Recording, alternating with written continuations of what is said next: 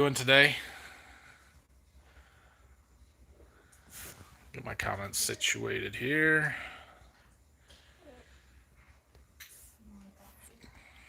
Hey Al, go green. Although tomorrow, I don't know, man. We're playing Ohio State tomorrow, and usually I would cheer for Michigan State in basketball, but they're struggling right now.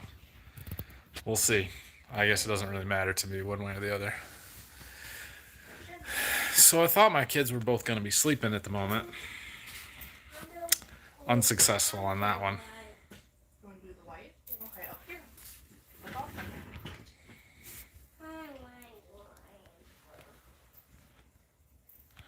No questions, anybody? Come on.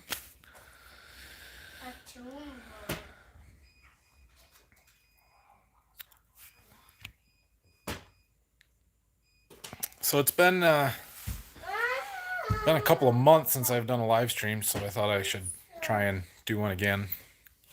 I assume you guys can all see and hear me okay. Usually the comments are rolling in by this point, though. There we go. A couple. All right. Al, on the combine, what does bullet rotor mean? Well, that is a marketing term that John Deere came out with back in the mid 2000s. It basically describes the shape of the rotor. The front of it is more tapered, the cone where it feeds in to help feed stuff through a little bit better. So that's what the bullet rotor means. What's the farm size and how many people work for or with you? Well, we farm a little over 3,000 acres, and it's me and my dad and my Uncle Phil full time, and then we've got a guy Brock who has just sort of started in the last few months here working for us a few days part time, a couple days a week, and I've got another Uncle Jack who he's a retired mechanic and he'll come up and drive tractor for us or help out occasionally as well. So, Steven, how you doing?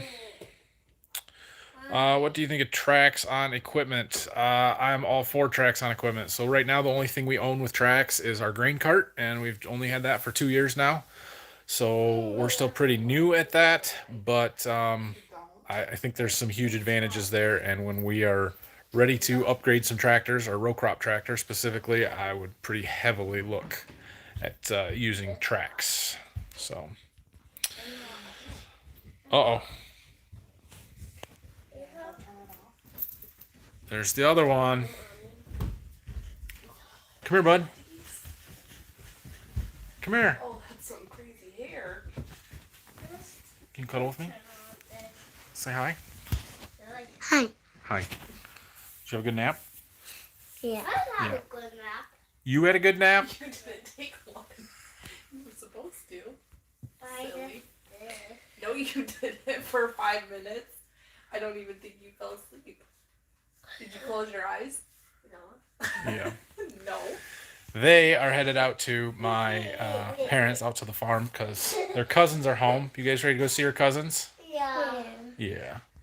I will be going out there later when this is over, because I'm cooking dinner here. What? Yeah, it's okay there. All right.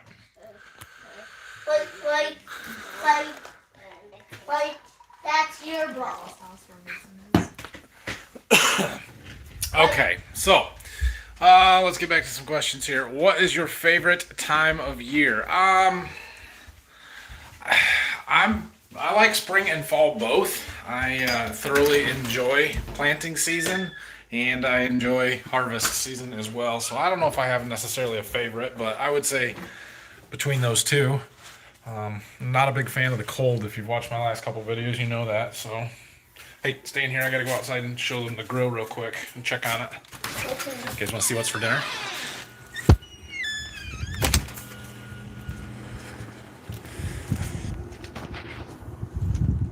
Check this out.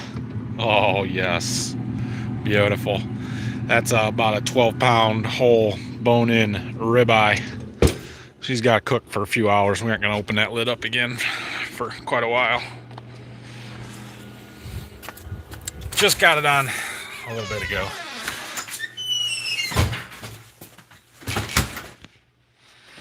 How's your house project going? House project is, I mean, we're making progress slowly at the moment.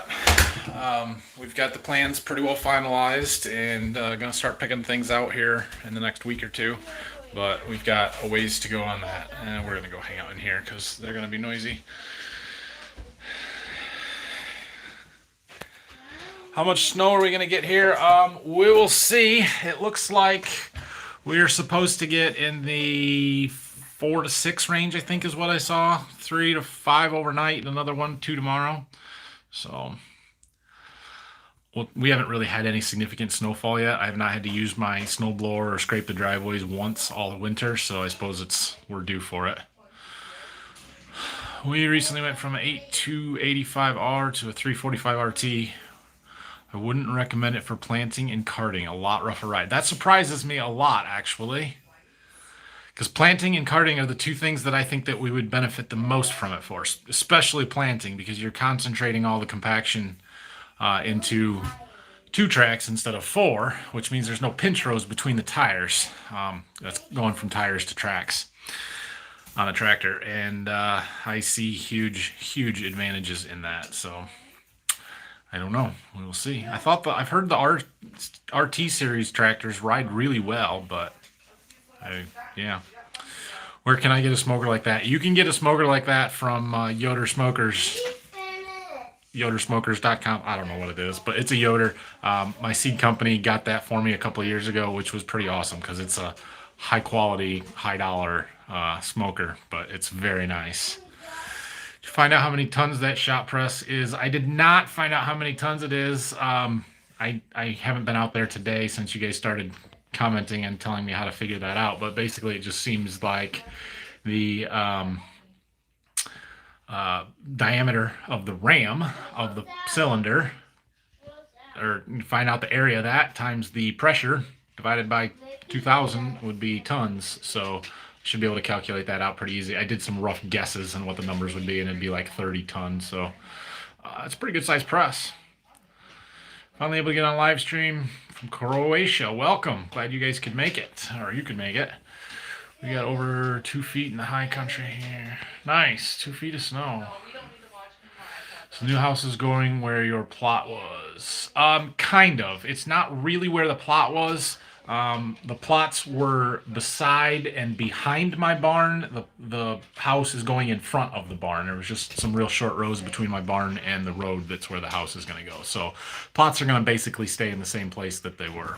So David, thank you very much. That's awesome. Thanks for the super chat. Really appreciate that. And I see your comments on all of my videos every day. I appreciate you watching them. Do you run any insecticide on your corn planter? Have you experimented with any conventional corn?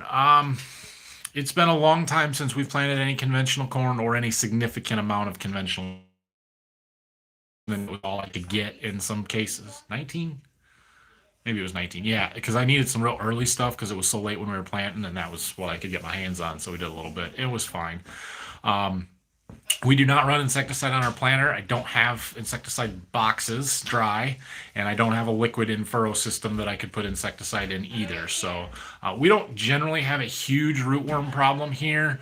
I think that the trait is take it or leave it, kind of. And so if the genetics that I want come with a rootworm trait and it's reasonably priced over a non-rootworm version, I'll buy it. But when there's a $50 a bag or more difference, I usually don't. So it's hit and miss on that one. Southwest Idaho. Gotcha. Where the 2 feet of snow was. Yeah. Just think of the money that you're making now on corn and beans since you were picking them. Yeah, well, crop prices have gone up substantially since harvest. But here's the thing, right? So all year last year, this time of year through the summer, they were telling us that we were going to be lucky to see $8.50 or $9 soybeans. So when we got into harvest this fall and we could get over 10 or 10.30 or 10.50, we sold them. That was a great price. And so we didn't have a ton of beans left unpriced to sell when things got to $13 or $14. We did get a few sold over 14 there the one day, which was really good. We almost hit the high or real close to it, but things crashed quickly thereafter. and it's recovered some, but we're still like in the 1360 range, about 50 cents lower than where they were. So I'm not complaining, but we don't have any beans left, and I don't think very many farmers do. That's what happens a lot of times when we see these big run-ups in prices is people people take what they can get early in the run-up because the prices are better than what we were expecting, and so when things keep going way up, there's just nothing left to sell. Same thing happened back in 2012, or after we had the drought and supplies were really tight. Nobody had anything because we didn't grow that much and it was already sold. So yeah, beans got up to 14, 15, heck, they might have been even more than that, $15 or $16 a bushel. Corn got up to 7 or 8, but nobody had any to sell, so it didn't matter. Boys. All right. How's it going? Things are going well here. You thought about putting a high-speed kit on your planter? I've thought about it. I've kind of come to the conclusion that it doesn't economically make sense to put the high-speed kit on the planter that we have. It would make more sense. You going to Grandma's? Can you wave hi? Yeah. Hi. This is Brayson. He's my youngest. You gonna go play with your cousins? Yeah. Anyway, to me, it doesn't make a lot of sense to put the kit on your planter because of how much that kit costs and all of the things that I would need to upgrade. So ideally, the planter that I would have set up now, from what I have now, right? So we have a 16-row planter. I would stick with a 16-row planter because I think that fits our operation well. But I would go to high-speed Exact-Emerge kit, which I do not have. If I went to Exact-Emerge, I would want hydraulic downforce. I want hydraulic downforce anyway. Also, very expensive to add. And I would like to switch from the no-till holders that I'm running now to a row cleaner setup, just a different attachment there. And I want to redo my fertilizer system to run both in-furrow and 2x2 fertilizer. And maybe even instead of 2x2, going to 2x2x2, which means putting it on both sides of the row instead of just one. And so by the time I stripped the planter down and added all those attachments, I'm probably 2/3 to 3/4 of the cost of a new planter. And it just makes more sense to completely upgrade, get the newer style of everything rather than trying to retrofit what I've got. Rylan. All right. So anyway, so that's my thoughts on that. But here's the thing, right? So I can plant all of my corn right now in 8 days. It is very hard to justify going to a high-speed planter. I don't need it. I would love to have it, but I don't need it. Burned out, but I need a light bulb. We had a bulb burn out today, so I have a new one. yeah, we got to get a new one, don't we? Rylan is obsessed with burned out light bulbs. I don't need. He will point them all out anywhere he sees them. Christmas was interesting. All right. Curious about who all has access to the data you're gathering, planning data, actual production. Well, I suppose if you go through and read the terms and conditions of all the different services and stuff that we use, you would learn a lot. But my data is mostly just uploaded to my John Deere, and so I really don't know what their stance is on it. We don't use Climate Field View. We don't use Farmer's Edge or any of those other ones. And so my John Deere is the only online source that it's really uploaded to. Well, there is one other one. It's LandDB from Ag Connections, which is owned by Syngenta, and that's for a rebate program. Basically, the only information they have access to is the Syngenta products that we use. So outside of that, I don't know. And honestly, I know that data is worth something, but I don't know how much that fight is worth, I guess is my point, in far as ownership and stuff. I'm not willing to not use the service because it's super convenient and nice, and I really like having that data at my fingertips when I need it, and using their apps and having the services that they provide, which they do not charge me for. And if that means I have to upload my data and they aggregate it and use it for decisions on a grand scale across the country or something, why do I care? Hello from Nashville. Hello from Northwest Ohio. Finland. Welcome. What is the price of land per acre in Berkey. Wow, all right, you were close on that spelling, but you're from Europe. That's so Berkey is literally a suburb of Toledo. It's right outside of the highly developed areas. In fact, one of the farms we have is right next to a subdivision. So land prices there are quite a bit higher than here. One of our farms that we are currently farming and renting, landlord has it for sale for $25,000 an acre.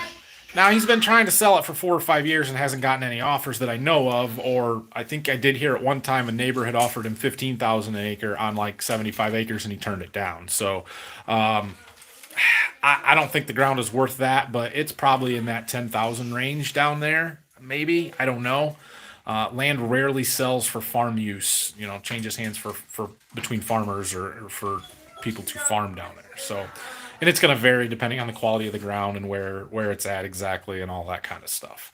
Around Waldron at our main farm, there was a 35-ish acre piece that sold a couple months ago, month and a half ago, for between 5,500 and 6,000 an acre, I think. So we're in that ballpark. Some of it's worth more, some of it's worth quite a bit less. Bye. But yeah, somewhere in that range. Has there been any recently? Yeah, there you go. Do you sell any beans or corns on futures new crop? Yes, we have sold a little bit of new crop stuff. It's a little bit hard to pull the trigger on some of those because, like, new crop beans right now, I think we can sell in the 1185 ish range. All right, come on. 1185 or 1160 or somewhere in there, and for cash you can get 1360. So you're $2 below the current cash market, which makes them a little bit like, well, there's room for them to come up, but that's still a really good price for new crop, especially with the way we've locked in our inputs for this year at lower prices. So we have done some. We'll keep doing it. I was talking to Phil about this early last week, and we were just strategizing how we want to do it and figuring out what our production is going to be, because we pretty well know what our acre split's going to be this year and what fields are getting planted to what crop. So it's not too hard for us to figure out, all right, if we have average yields, this is how many bushels of each crop we're going to have to sell at the end of the year. And so what we'll do is we'll figure that out, and then we'll kind of divide that by 3 into thirds, and say we want to have a third of our crop sold before we plant it, sell another third between planting and harvest, and then have the rest of that, the last third, available for marketing after the crop is harvested, this time next year. So that's a general rule of thumb for us. It doesn't always hold true. Sometimes you can sell more ahead, sometimes it's a lot less. It highly varies, and you got to react to weather conditions and growing conditions in the summer, and what more actual estimate yield productions is, other than it should be an average year, right? So if you need a 2020 monitor, Brian has one for sale. I saw he has one for sale. I don't really need one. My buddy's got one that he lets us use that I don't think is a problem. So, yeah, I did see that, though. Sounds like a sweet planner. Do you ever have trouble with your seed firmers collecting mud? I do not have trouble with seed firmers collecting mud. We don't run scrapers on our seed disc openers either. And I know that a lot of places in the country do that, and I've never figured out why in the world we would need a scraper on an opener. If you're collecting mud that bad, you shouldn't be out there, right? At least that's our type of ground. Maybe other places have different planting conditions, but yeah. So generally, that's not something that I worry about, mud or seed dragging behind my openers or anything, or with the Keatons or anything like that. Have you ever looked into planting beans into a rye cover crop? I have done that. In fact, not just looked into it, I have done it. And here's why we don't do it anymore. So we did that one year. We planted a rye cover crop late in the fall, November or even early December timeframe. We did a couple of different fields. On one or two of them, all of them but one, we sprayed that rye off early April when it was yay tall or something, and we let that go and planted into that, or maybe we even disked it in the spring. I don't really remember. And that worked out okay. That was fine. I don't know if there was any benefit to it, but it was fine. On the other field, we left it grow, and we decided we're going to plant green into it, because this was a thing that I had heard of. Guys talked really highly about it, like there was great weed control, and it's conserved all this moisture, and it's a great thing, right? So we planted into rye that was literally taller than me. We're talking 6, 7 foot tall rye cover crop. And it planted fine. I went in there and rolled it. I just used one of our packers to roll it down and try and crimp it a little bit to kill the rye off. I think we did go in and spray it.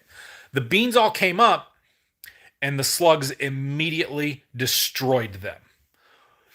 Completely destroyed the field from the slugs in it. And so we ended up having to replant the whole field. It was not good.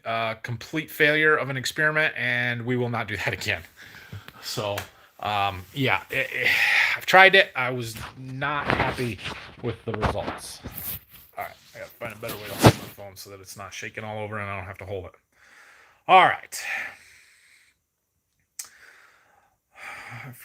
Wandot. Oh, Adrian, you're close.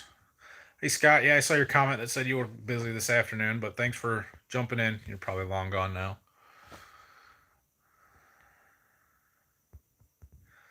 Counting inputs, which crop makes more money per acre, corn or soybeans? Yeah, that's an interesting question, and that can change depending on a lot of factors, most notably yield, right? So, general rule of thumb, or what we can kind of think of is beans have less risk, corn has more upside potential. Generally, you can make more money planting corn, but it all comes back to yields. If we have a good bean year and a crappy corn year, you're going to make a lot more money on beans, and you don't have to put as much money out to grow the crop. Corn, you've got a lot more money invested, and it takes a lot to pay that back and have bigger return. But let's just, for using random numbers, let's just say that our average soybean and corn yields, we could maybe average 50 bushel beans and we'd be pretty happy. If our average at the end of the year starts with a 5, we're pretty happy. On corn, if we're below, say, 170 or 175, we're not. That's not great. 175 plus, we're happy. So those kind of would be a similar baseline. Well, the potential for 200 bushel corn is there. We can pretty easily do that. Have done that. The potential to average 60 bushel beans is a lot harder, and I'd have to do the math to figure out exactly what the return numbers are on all of that stuff. But generally, there's a little bit more profit potential in corn than beans, but we like to keep a good rotation, and they're fairly similar. It's not worth trying to do a bunch of corn on corn or anything like that. South Haven, Mississippi. Thanks for joining us, guys. I'm from Florida. Yeah, it's a little chilly. This is the first day I've had my grill out for quite a while, cooking that prime rib there, because it's cold. But family's home, and it's my my nephew Parker's birthday was last week, so that's why everybody's home this weekend. And my wife's birthday is next week on the 2nd. What's that? Tuesday, I think. So, did you get YouTube figured out? Yeah, kind of. In 2 weeks of September and all of October, but since then they've come back around and started paying me again. So I missed a month and a half of what I should have made, but is what it is. So we'll move on, I guess. What rate do you plant your wheat? Depends on the date a little bit. If we can get it planted early, we'll start it planting about 1.6 million seeds per acre. If it gets late, second week of October or third week of October, then we'll bump that up to somewhere in the 2 million seeds per acre range. YouTube, yeah, we just talked about that. Hello from Arkansas. Thoughts on starting first generation farm? Good luck, man. It's hard to do. I'm not saying it can't be done, but it is not easy. Inputs and everything is expensive, and finding the ground to farm is difficult. So specialize. Find a neighbor. Find somebody that can help you, that you can help, and try and get your way in that way. But best of luck. I wish it was an easier thing to do. I really do. I'm fortunate to have the opportunity that I do, but yeah, good luck. Soybeans create corn through nitrogen enrichment, and then you run wheat for what reason before the corn? Well, kind of. So soybeans do kind of they say that you get a credit of nitrogen from the soybeans because soybeans are a legume, so they produce their own nitrogen or fix it from the atmosphere.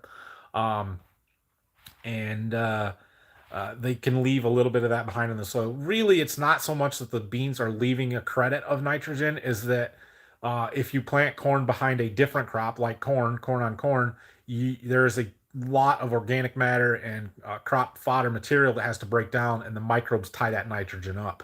And so it's more of a nitrogen penalty for doing corn on corn versus a credit for doing corn on soybeans. But either way, there is benefits to planting corn behind soybeans. Why would we plant the wheat? Well, again, rotational purposes. It spreads out our workload, so we're not doing everything in the spring and the fall, and it gives us a little different cash flow period there. And then it gives us a great opportunity to do land improvement stuff, so we can do tiling. Dad can do drainage projects, work on tree lines, fence rows, that kind of stuff.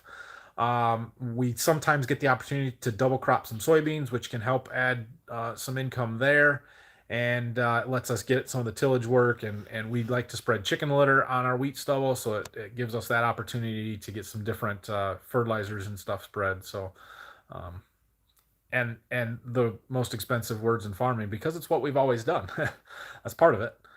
So you guys gonna get a new combine this year? We are not. So I didn't really talk much about that after harvest, but there was discussions on looking at combines, but we priced some stuff out, and they just it was things seemed way out of line, and so we're gonna run it for at least another year, probably just one more year, and we'll go from there. So there's a slight chance maybe this summer between wheat and fall that we'll look at doing a combine, but I'd be surprised. So, how many pounds of N do you plan on using per bushel in corn? Well, general rule of thumb, again, 1 bushel equals 1 unit of N. That can vary a little bit. I tend to not get caught up in minor things in trying to cut back and save on my nitrogen cost when it's going to cost me in the long run. So I'll generally push it a little bit more if I feel like it will return. So I do variable rate. And I talked a little bit about that with my spreadsheet the other day when I was figuring out my starter stuff, because there's some nitrogen in my starter. And so I kind of figure it out by yield zone and put on enough nitrogen for what that corn should produce within any given yield zone. And so the better areas get more, the less yielding areas or lower potential get less. And we go from there. But I shoot for a pound of N per bushel. And I know guys are doing it on 8/10 of a pound of N per bushel, or even a little bit less than that. But I am too afraid of shorting myself and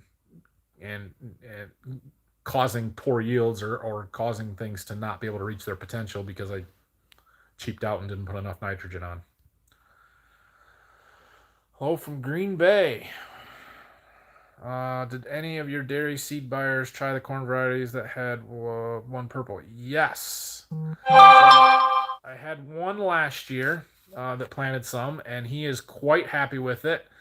He didn't order that seed last year until the first or second week of April, so it's been a little bit of a struggle to get him to try and order it early ahead this year, but he has told me that he wants to plant more again, so we're good there. And I've got another dairy on board with trying some for next year that could be a big deal there. So it's slow, but it is going well. That's on that Enogen corn for feed use. So. What's the price tag on your old house once you move? Well, we haven't put it on the market yet. It's going to be a while. We'll see, but probably, boy, I mean, I would take 200,000 for it right now. But I don't know. I'm hoping to get 180, somewhere in that ballpark, probably. Have you found any parts for the farm wall, like rear rims? I haven't looked for rear rims. I really haven't looked for stuff too much. I did search one day online and saw that I can get sleeves and pistons relatively cheap. So we're going to work on the engine side of it first and get that stuff working. But yeah, then we'll get to that. My plan here for the next couple of weeks to the shop is I'm working on this press project right now. I got to do some electrical, so we'll get that stuff taken care of Monday, Tuesday, and then I'm going to bring the corn planter into the shop. We're going to go through that, spend a week or two working on it. I've got to put them closing wheel bearing kits on, and we got to go through the fertilizer openers and change some blades and do a bunch of stuff to that. But once we get that through, then I've got a little bit of time before we need to get a sprayer in the shop or anything else. And I thought I'd work on that farm all a little bit, and I thought I'd bring the 40/20 in, and we're going to get that steering fixed. So that's the plan for the middle to end of February. How did 30-inch corn compare to 15-inch corn this year? I do not plant any 15-inch corn, so I can't really answer that. I did some 30-inch row soybeans in 15s, and I thought the 30-inch hurt me this year quite a bit on the 15-inch row beans, and I have attributed that to the fact that we were super dry, and the beans just couldn't get the moisture out of the center of the rows good enough. That's what I think. So.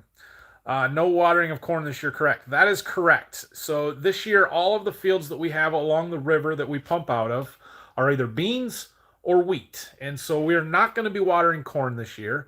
I have every intention of going back up to the same field that we were in last year and watering soybeans this year, which would be a little bit different. It shouldn't need near as much water as we were putting on the corn last summer, especially early in the summer. So it'll probably be an August, September project.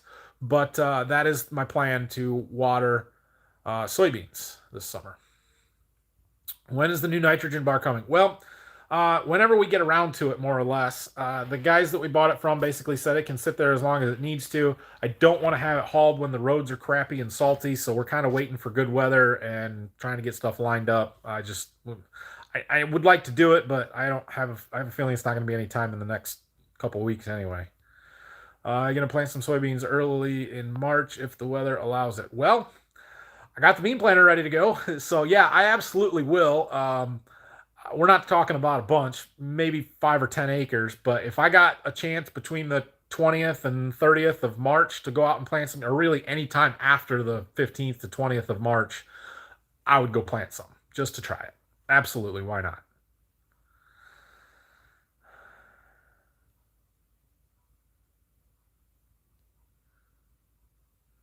Didn't even consider this. Oh, yeah, for wheat. Netherlands. If you got a new combine, would it have tracks? No. We probably will not buy a combine on tracks. One, the cost. Tracks on a new combine are like a $80,000 or $90,000 option, and there's some downsides to them with roading speed and ride and that stuff that I don't think we need them on a combine. So probably not there. Would you use strip till? And if so, what brand, what season, what inputs would you like to apply with it? I would really like to try some strip till. It's one of those things that I haven't figured out how to try it without committing $100,000 in equipment. But if I got the opportunity, I would like to try it.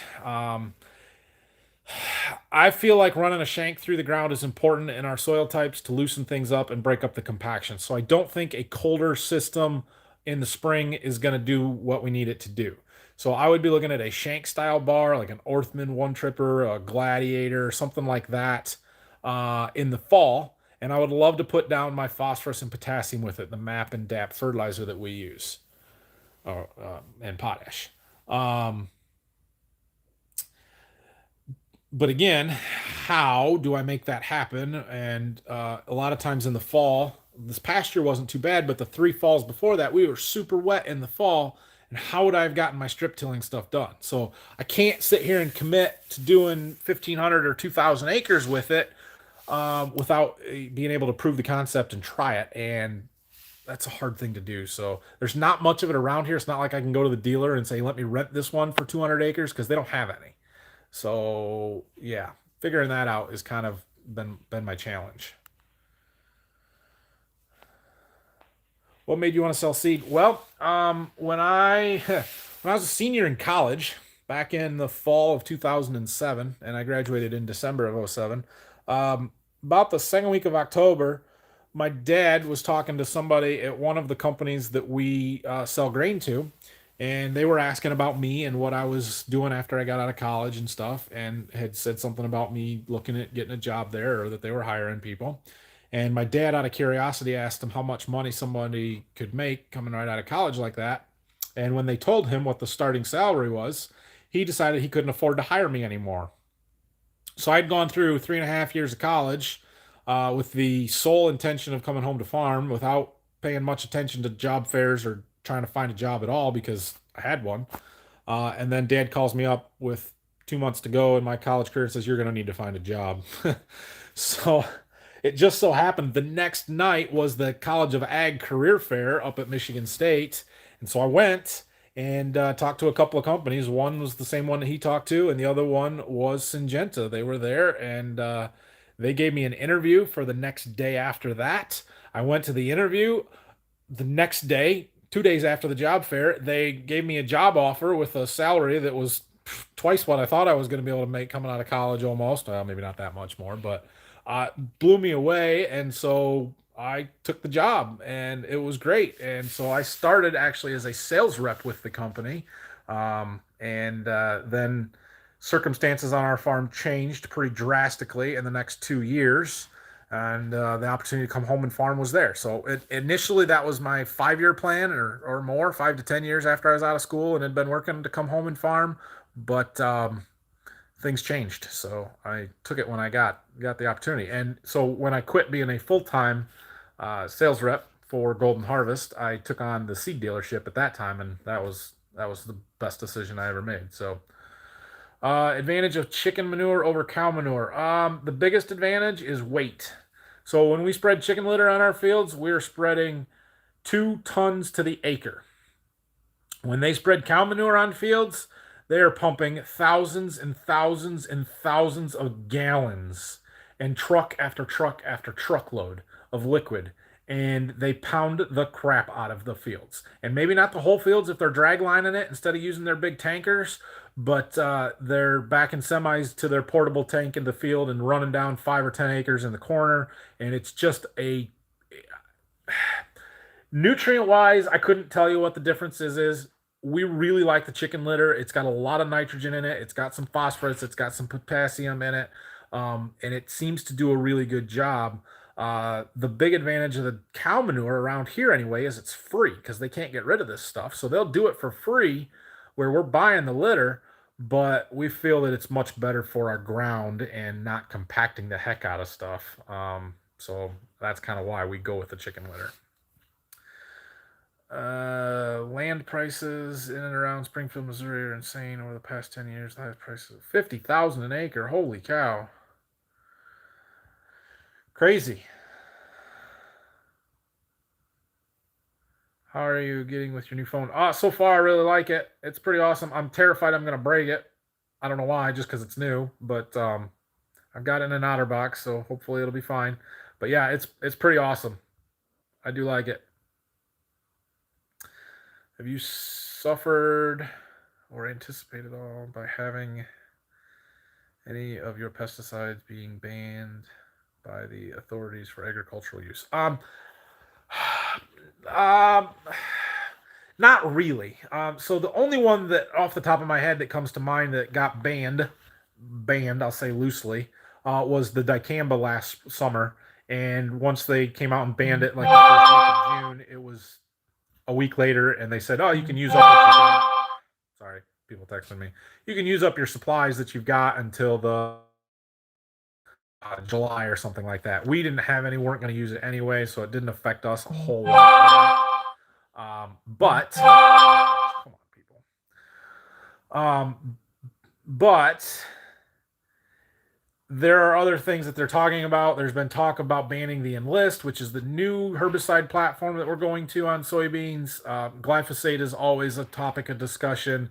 Neonicotinoid insecticides, seed treatment stuff is always a topic of discussion. I know in Canada, and at least in certain provinces, they have banned that. So those are big deals. And those will have a significant impact on our ability to produce a crop or the cost that it takes to produce the crop if we have to find more expensive alternatives. And so, so far it hasn't had a direct effect, but it very well could. And something definitely to keep our eye on here. What's the corn price? I'd have to look. Cash corn is over $5 right now, $5.30-ish locally. How much snow are you expecting? 4 to 6. That's about what I've heard here too, about 4 to 6 inches. So looked like south of here was actually in a heavier band. They were talking 6 to 9 or something like that. So Will that large watering jet damage the beans? So definitely a concern, right? So the hard hose traveling gun that we use, where it's putting all the water out in one big stream. But what I can do is change the size of the hole on there, change the nozzle, and if I put a smaller one in, it raises the pressure, which breaks the water up into smaller droplets and makes it fall a little bit gentler. And so I definitely will do that for beans, at least one size smaller, maybe two. So, water treatment, sludge, fertilizer versus chicken litter, and other options. Brock, I don't know what you're talking about, man. Water treatment, sludge, fertilizer. That's not a thing. So the water treatment sludge, I'm guessing you're talking about, is actually lime, and it's not really a fertilizer. That's to correct pH. Chicken litter is a fertilizer, and other options. Yeah, yeah. What do you want to know about them, Brock? But anyway, the water, like the stuff we used down to Berkey, it was a lime. It was a wet lime that come out of the water treatment plants in Toledo, and so they use, basically, in order to get calcium out of water, you add more calcium and get it to flocculate together, and then it settles out the bottom, and then you got to get rid of whatever settles out. Well, that's basically lime, and so we spread it on our fields to raise the pH. Yeah. Do you carry toilet paper in the tractors? I don't carry actual toilet paper, although there has been a roll in them occasionally. When you replace combines or tractors, do you buy new or used ones? Well, that can vary. We had been pretty fortunate over the past 10 years or 15 years here in buying some new equipment. So in 2007, we bought a brand new combine. And then we bought a new tractor in '09, a new corn planter in '09. We bought a new bean planter in 11. We bought a new tractor in 12, corn planter in 13, combine in 14, another tractor in 14. Those were all brand new purchases. Before that, we had only bought one new tractor ever that I remember. And that was our 4955 in 1992. So it had been a long time. Now we're kind of back to looking at used stuff, maybe like stuff that's a year or two old, 300 to 500 engine hours on it, that initial depreciation is gone. But it's all up in the air, open for debate, and it depends on used equipment values versus new cost, and what we feel is worth it. So, I don't know. That's my answer. I don't know. Great picture quality from your new phone. Yeah, I thought it was pretty good. Any plans for a bigger workshop? Not exactly. What I would really like to do is to insulate the back half and take that wall out of the center, or just leave the doors open and be able to work on both the front and the back. Were y'all the ones who got a 9R? Well, we have a 9R, but I'm guessing you're talking about Brian, because Brian just bought a 9R, the 9410. How's the tractor tire shopping going? I'm waiting for Monday. Monday's when the tire rebates start from Firestone, so we're going to get tires for that tractor ordered on Monday, and tires for that planter as well. Have you tried any other forms of N for top dress, side dress, and or treated urea? We have not used urea for anything for years and years and years. We did on some wheat a long time ago. As far as for corn, other forms of N, urea is, to me, not really an option, just because of the ability to get a good spread pattern and handling it and all of that. If we were going to go away from anhydrous, it would probably be in favor of liquid, 28%. But I'm going to try and avoid that if we can for a while. Just a funny story for life.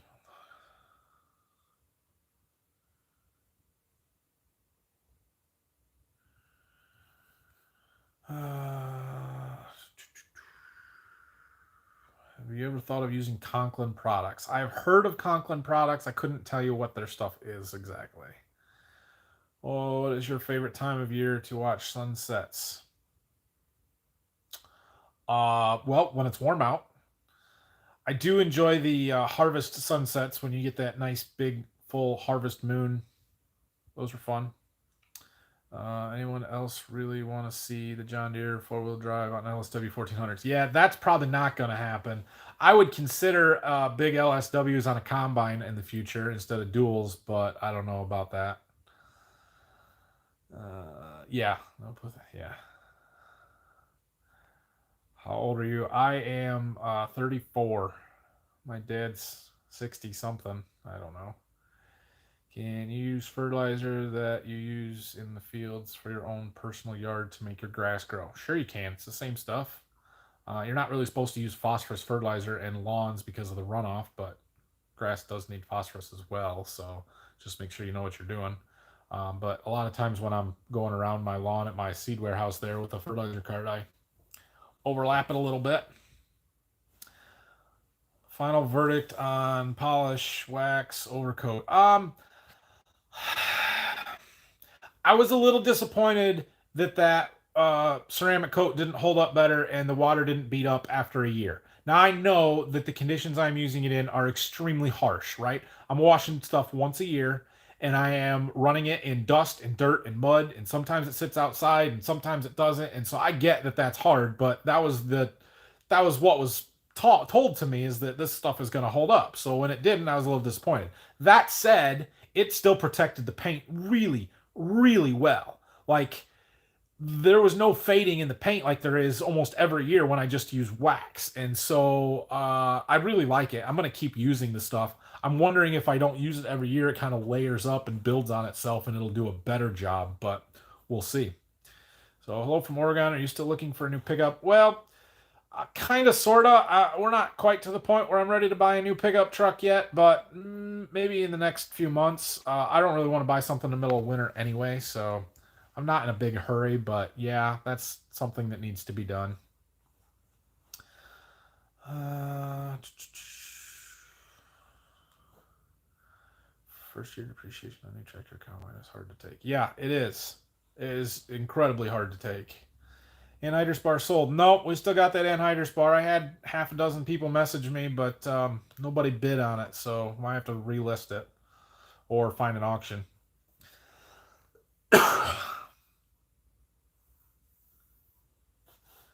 Would you consider any other crop as a break crop, and if so, what?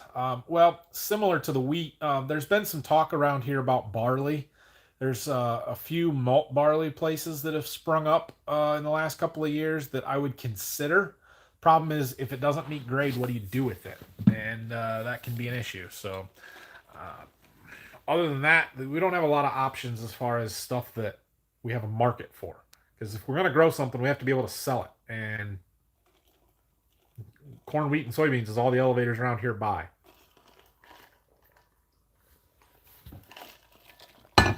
Where are we at? What do you think of Michelin tires? I really like Michelin tires. We've got Michelin's on that 9R. If we were buying big tires, like them 800s or 710s, I would absolutely look at the Michelin's. I considered pricing them and maybe even will price them for that tractor, but usually they're a fair amount more expensive than the Firestones, and we like the Firestones. So, but yeah, Michelin makes a great tire too. Have you watched Corn Warriors? I have not. I've heard or seen a little bit of it, but I don't really watch it.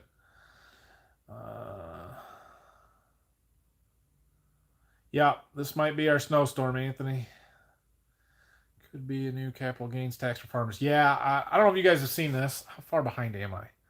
2:45. What time is it? Oh, only a few minutes. Okay.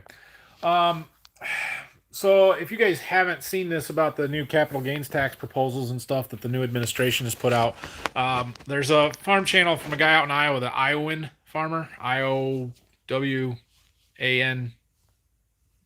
farms. I don't know, something like that, or ANF farm. Yeah, look him up on YouTube. He had put out a great video yesterday talking about the new capital gains tax proposals, and it would be devastating, absolutely devastating, not just for our farm, but for all of any family farm across the country.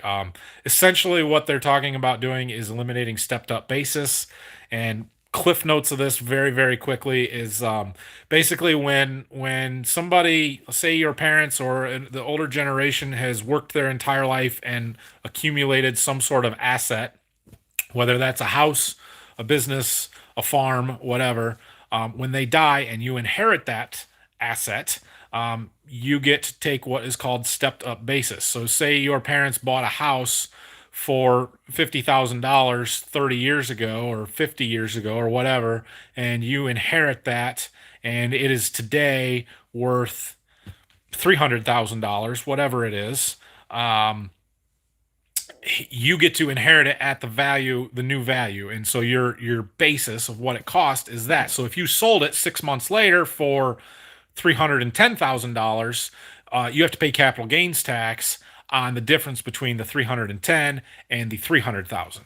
If they do away with the stepped up basis, you would pay capital gains tax on the 310,000 minus the 50,000. So on $260,000, you would have to pay capital gains tax. They're talking about moving that capital gains tax to 39.6%. Do the math on that. You start paying 40% of $260,000 and you have a significant tax bill versus, 40% of $10,000 where you're paying $4,000. You're talking closer to what? 480, it'd be almost $100,000 on a $260,000 sale. So that's a huge thing. And what's more devastating than that is that they're considering making that where you have to pay that capital gains tax when you inherit it, whether you sell the asset or not. So, say if on a farm, for example, if my dad bought a farm for $100,000 and I inherited it, and all of a sudden when I inherit it, it's worth $500,000.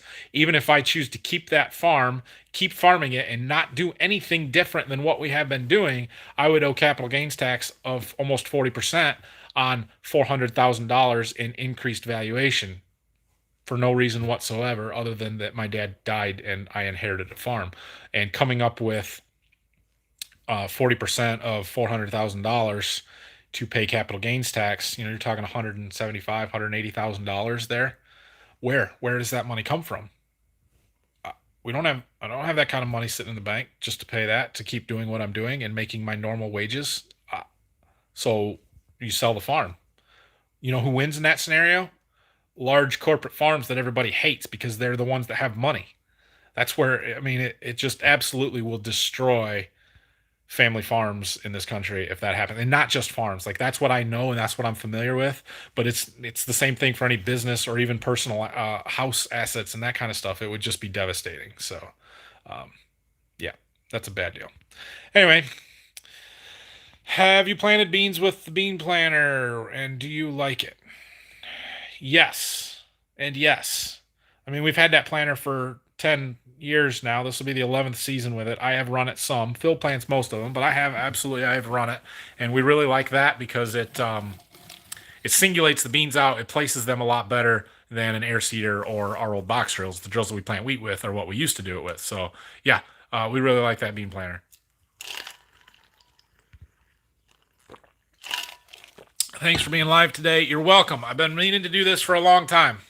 Been thinking about it for 2 months since the last one and just haven't had a chance. So, canola, yeah, Ben, going back to that other crops thing, there is one farm about an hour and a half north of us that I know is growing canola. Outside of that, I think the nearest farm is Kansas. So we don't have a market yet, but there is somebody doing it, and I'm curious to learn a little bit more from them because it's actually a buddy of mine from FFA back in high school, and so yeah, no wheat in the area. No, there we did. And talking about was any alternatives to wheat, basically. So we got people from everywhere. One from Germany, from Montana. Yeah, hello from Germany. Welcome. I see other YouTubers seem to like Trailborg tires or something like that. Yeah, I've never really seen or priced or been around the Trailborgs. I think that's a European brand, but they're around. It seems to be more common on the Fendt Challenger side of stuff. But I don't know. Midas tires, yeah, I've heard good things about Midas tires, and they're a little bit cheaper. Continental, yeah. I really just want to stay away from the Goodyear and Titans because they haven't been that great. So, how is the wheel well patch looking? It's still holding up. It hasn't cracked out, so that's a good thing. I didn't do a great job with the Bondo and getting it smooth, but if you look at it from more than 10 feet away, you can't see it, and it looks great, especially when it's dirty like now. And if I put some fender flares on there, it would cover that all up, and it's better than it was by a long shot. So Trelleborg is not good. Well, see, there you go. Rubber's too hard. They break early. It's a big joke. Absolutely. Yeah. Put property in a trust or in a company and put all the shares in the trust. I think I'm sure that there are some loopholes and ways around that. Inheritance tax and buying the ground before somebody dies is certainly an option, but you gotta. Yeah, I don't know it. I'm not claiming to even know the whole law and how to do any of that. I'm very fortunate that I have an uncle who's a CPA that knows this stuff, and so he does a pretty good job of getting everything set up the way that it needs to be. So for the most part, nobody. Well, I shouldn't say that because we do, but most of our land is not held personally between my dad or myself or my uncle or anybody. We have separate LLCs or corporations set up to do that. So anyway. Do you have to dip out a spot in the river before putting the suction in so the suction is not laying on the bottom? Do you have to clean out the irrigation nozzle? I do usually take the backhoe and just dig as deep a hole as I can, just mostly to get a little bit more coverage over the top of the inlet so that it doesn't suck air. I don't know that I really need to, but it's the screen that we've got on the bottom's got a flat plate to sit on the bottom so it won't suck dirt off of the floor of the river. But yeah, never really been an issue. The only time we have an issue is if it's too shallow and it starts making a whirlpool and sucking air in. Grandfather's farm was.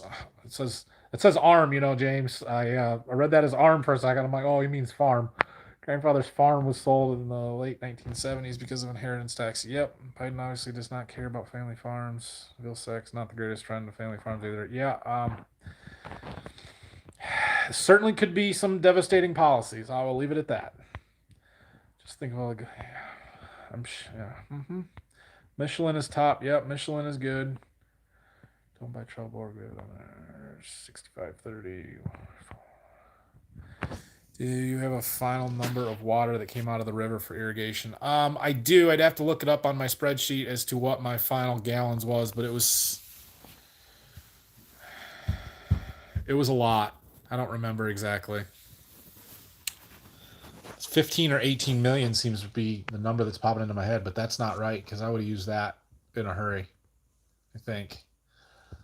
Anyway, Michelin thumbs down, Firestone thumbs up. That's interesting. Most people have good things to say about the Michelins. But do you use the bean planter for wheat or a drill? We do not use the bean planter for wheat. 15-inch rows is a no-go for us, so we use our drills that are 7.5-inch spacing. We've been kind of throwing around the idea of getting a air seeder on 10-inch spacing, but haven't done anything with that yet. So, all right, looks like I am caught up. And we're almost to just about an hour. So I'm gonna try and wrap things up here. If you guys have any more questions, get them in. Let's go back out and take a look at that grill. See how our dinner's coming.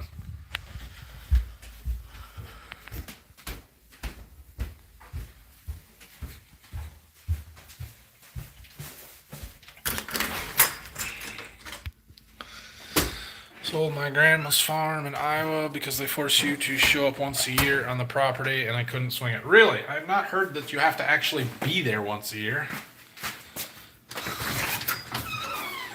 All right, let's see what we got here.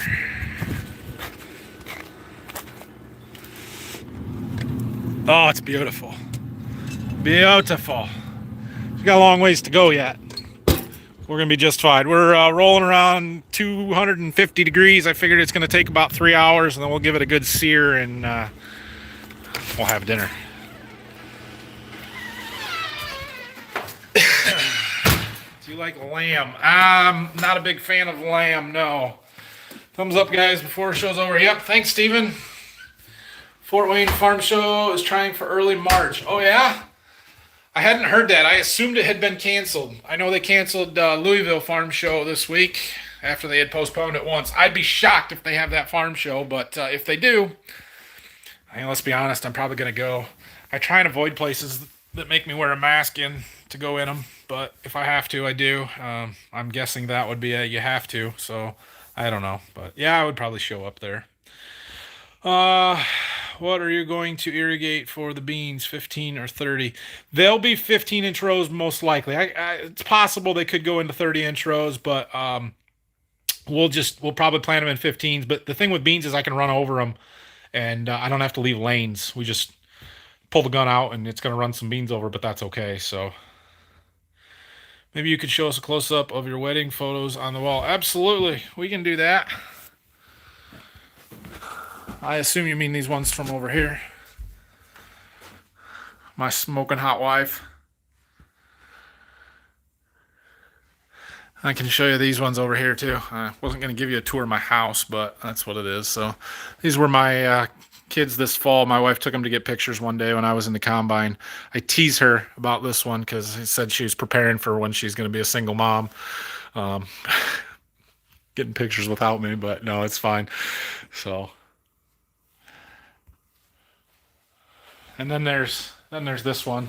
My whole family. It's a couple years old, but that's a pretty good picture. My dad and my sisters and brother-in-laws, cousins, nieces and nephews. So anyway, all right, what else we got here? And then the one only farmer runs Troubled and has nothing but good things to say about them. Yeah. You know, everybody's got their own opinions, right? Don't remember seeing your drill. Will you be working on it soon? I will not be working on it soon. Like I said, we're contemplating trading it off, and we only plant about 450 to 500 acres a year with the drill, and so it just doesn't get the wear. Doesn't need to be gone through very often on it. Phil plants with it, so he usually gets that out, and it's usually a September thing right before we're getting ready to plant wheat. So. Amazed to see you irrigating right out of the river. Do you need special permits? Nope. We're allowed to do that. Doesn't cost us anything. We don't have to get any permits. All we have to do is report our water usage. So at the end of the year, which Dad did it a few weeks ago, we have to go on to State of Michigan's website and tell them how much water we pumped through the year. That's it. Seen a cornfield that was picked, and I seen the stalks burnt, but the field was not set on fire. Okay. Yeah. Are you going to get another 3/4 ton or something else? I'm heavily leaning towards a 1/2 ton truck. My current plan is to keep my Chevy that I have now, use that for pulling my gooseneck, delivering seed and stuff, and to buy a 1/2 ton for just driving around that would be a little bit more comfortable and get better gas mileage. So you're the only boy. I am the only boy, yes. What kind of technology are you using in the corn and soybean planter, precision planting, or something similar? It's all Deere. We run SeedStar XP as our monitoring system. I do have a Precision 2020 monitor that I use with the corn planter, but it's just a monitor. It doesn't actually control anything. So I have both there. But all right, guys, thanks for watching. I hope you have a great rest of your weekend. I will be back with a new video Tuesday morning from Monday, and we'll keep getting some stuff through the shop. It'll be a little bit different than working on the bean planter. We'll get another little electrical project here, get this press put in, and then we'll get the corn planter out. We'll go through that. Some of it's going to be the same as what we saw on the bean planter. Some of it's not. Once we get that through, then things get a little bit more fun for me because we can bring the 40/20 up. We can work on my farm all. Maybe a little slow in there for a while because I'm way ahead of schedule. It's still January and I've already got a planter ready to go. That doesn't happen ever. So I'm way ahead of the game. So I feel like I can take a little bit of time and work on a project here later in the winter before things ramp up again for the spring. So I've got some computer work and stuff that I still need to do. I haven't made much progress working on my prescription maps, but we'll get to that stuff. And it's the middle of winter. This is what we do. It's shop work season and working in the office and stuff. Dad, oh yeah. Yesterday, Dad asked me if I want to make a video with him cutting down trees. Something you guys want to see? He's been out trimming on this fence row or tree edge of the woods and stuff. He said he's got a red oak and a couple real big cottonwood trees and some stuff he wants to cut down. And asked if I wanted to make a video of it. What do you guys think? Should I go? It's cold out there. Remember, it's cold out there. Capacities are impressive on the new half tons. Yes, they are. Thanks for doing the live chat. You're welcome. Yep, that would be good. Yeah, so we might do that sometime this week too. And then the other thing is I'm coming up on 350 here real quick, and I don't know if I'll get it done before that or not, but I'm trying to talk my dad into doing a farm history video. So that's on the agenda. I don't know when it's going to happen, but I would really, really like to sit down and find some old pictures and just kind of talk you guys through how we've gotten to where we're at. And, my dad did it. My dad did it. He's done 90% of it. Well, I shouldn't say that. Phil's been a big part of it too, but Dad started it and Phil joined in, and I thought you guys might enjoy the history of it. And I would, quite frankly, I would like to have it on videos. I'm going to want that someday. So, yeah. All right, looks like I'm going to be making a video on trimming trees. So gas or diesel next touch. Well, half ton. I wouldn't mind trying a diesel and a half ton. I certainly would consider that. But I hear trucks are pretty hard to find right now, new if you want. So, well, it'll be a few months at least. So, all right, guys, we'll see you later. Thanks for watching.